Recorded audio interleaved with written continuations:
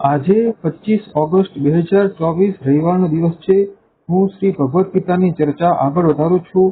અર્જુને જ્યારે પોતાના ભાઈઓ અને પોતાના ગુરુજનોને જોયા ત્યારે અર્જુનની યુદ્ધ કરવાની ઈચ્છા જતી રહી અને અર્જુન એ કહેવા લાગ્યો કે મારું શરીર શિથિલ થઈ રહ્યું છે અને મારું ગાંડીવ મારા હાથમાંથી સરકી રહ્યું છે અને હે મધુસૂદન, હું યુદ્ધ કરવા ઈચ્છતો નથી। આમ અર્જુનનું ગાંડીવ જે શત્રુઓના હૃદયમાં ડર પેદા ઉત્પન્ન કરતું હતું તે અર્જુન હવે યુદ્ધ લડવા તૈયાર નથી।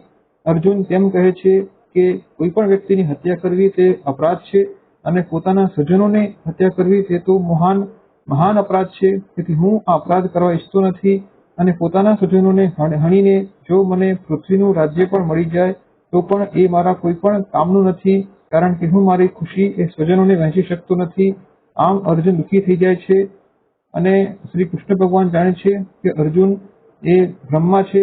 વાસ્તવમાં જ્યારે કોઈ પણ વ્યક્તિને કરુણાનો ભાવ ઉત્પન્ન થતો હોય છે ત્યારે વ્યક્તિના હૃદયમાં તે શાંતિ ઉત્પન્ન કરવું જોઈએ, પરંતુ અર્જુનનો જે કરુણાનો ભાવ છે તે તેના હૃદયમાં અશાંતિ ઉત્પન્ન કરે છે।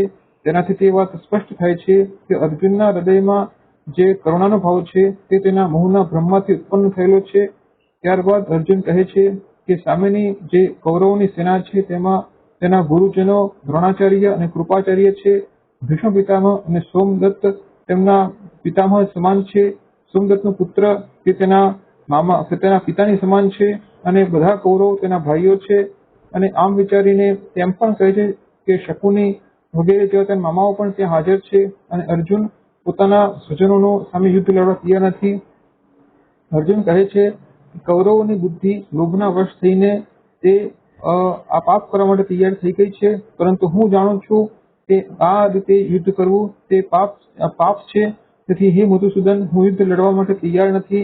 આમ કહીને અર્જુન યુદ્ધ લડવા માટે તૈયાર થતો નથી અને અંતમાં સંજય તેમ કહે છે કે અર્જુને પોતાનું ગાંડીવ અને બાણ હાથમાંથી મૂકી દીધા અને રથના આસનમાં જઈને બેસી ગયો અને અર્જુન હવે યુદ્ધ લડવા તૈયાર નથી। અને ત્યારબાદ ભગવાન શ્રી કૃષ્ણ બીજા અધ્યાયમાં પોતાનો ઉપદેશ શરૂ કરે છે।